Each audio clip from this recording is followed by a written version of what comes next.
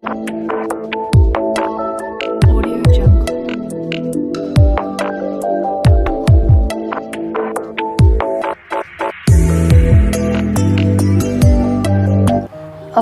আলাইকুম। সকলকে আন্তরিক শুভেচ্ছা ও অভিনন্দন জানিয়ে শুরু করছি আমার 12তম ভিডিও। বন্ধুরা, আজকের যে মেডিসিন নিয়ে আলোচনা করব তার নাম হলো নোরিক্স ওয়ান। নোরিক্স ওয়ান তৈরি করেছেন এসএমসি ফার্মাসিউটিক্যাল। আজকের ভিডিওতে থাকবে নোরিক্স ওয়ান এর কাজ কী, নোরিক্স ওয়ান কী, এটি কখন সেবন করবেন, এর পার্শ্ব প্রতিক্রিয়া, সতর্কতা এই বিষয়ে। নোরিক্স ওয়ান কি?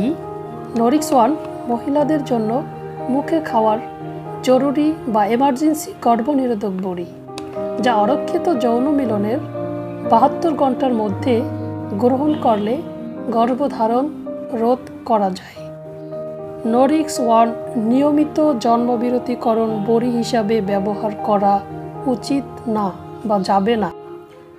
প্রতিটি নোরিক্স ওয়ান বড়িতে সক্রিয় উপাদান হিসাবে রয়েছে লিভোনরজেস্টল 1.5 মিলিগ্রাম। এমার্জেন্সি গর্ভনিরোধক কী? এমার্জেন্সি গর্ভনিরোধক এমন একটি পদ্ধতি যা অরক্ষিত সহবাসের পর ডিম্বাণু ও শুক্রাণুর নিষক্তীকরণকে প্রতিরোধ করে। কোন কোন ক্ষেত্রে, কখন এবং কিভাবে এমার্জেন্সি গর্ভনিরোধন সেবন করবেন? কোন কোন ক্ষেত্রে? সহবাসের সময় আপনি বা আপনার সঙ্গী যদি কোনো জন্মবিরতিকরণ পদ্ধতি ব্যবহার না করে থাকেন, যদি আপনি পরপর 3 দিন জন্মবিরতিকরণ বড়ি খেতে ভুলে গিয়ে থাকেন, যদি সহবাসের সময় আপনার সঙ্গী কন্ডোম সঠিকভাবে ব্যবহার না করে থাকেন অথবা কন্ডোম ফেটে গিয়ে থাকে, যদি আপনি মনে করেন যে আপনার জরায়ুতে অবস্থিত জন্মবিরতিকরণ আইইউডি স্থানচ্যুত হয়েছে, যদি আপনার যৌনিতে অবস্থিত ডায়াফ্রাম অথবা জন্মবিরতিকরণ ক্যাপ সরানো হয়ে থাকে। কিভাবে ও কখন? 1 গ্লাস পানির সাথে এই বড়ি মুখে সেবন করতে হবে। অরক্ষিত সহবাসের পর যত তাড়াতাড়ি সম্ভব গর্ভনিরোধক বড়ি সেবন করতে হবে, তবে সহবাসের 12 ঘন্টার মধ্যে ব্যবহার করা উত্তম এবং কোনো অবস্থাতেই 72 ঘন্টা অর্থাৎ 3 দিন পরে সেবন করলে এই বড়ি কাজ করবে না। সেবন মাত্রা: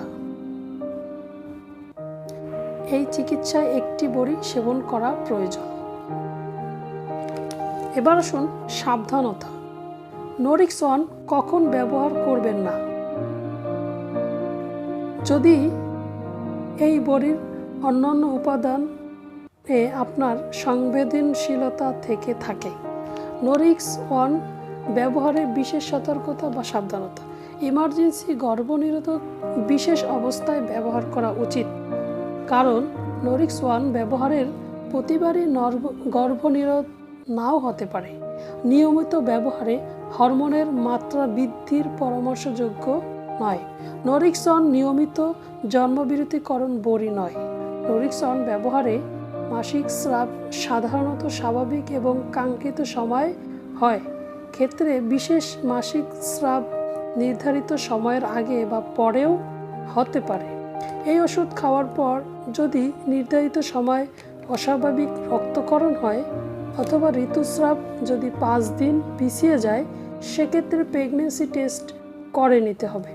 এমার্জেন্সি গর্ভনিরোধক যৌনবাহিত রোগ প্রতিরোধ করে না এবং যে ক্ষেত্রে যৌনবাহিত রোগ সংক্রমণের সম্ভাবনা বেশি, সেক্ষেত্রে সাবধানতা অবলম্বন করতে হবে।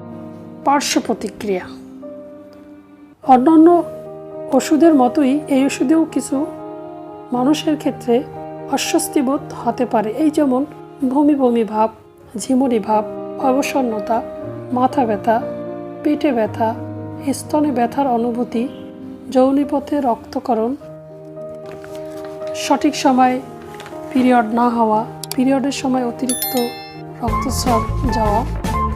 তো বন্ধুরা, আপনি যদি আমার চ্যানেলটিতে নতুন হয়ে থাকেন তাহলে আমার চ্যানেলটি সাবস্ক্রাইব করে রাখুন, পাশে থাকা বেল আইকনটি অন করে রাখুন। আপনি যদি আমার চ্যানেলটি সাবস্ক্রাইব করে থাকেন, আপনাকে ধন্যবাদ। আসসালামু আলাইকুম।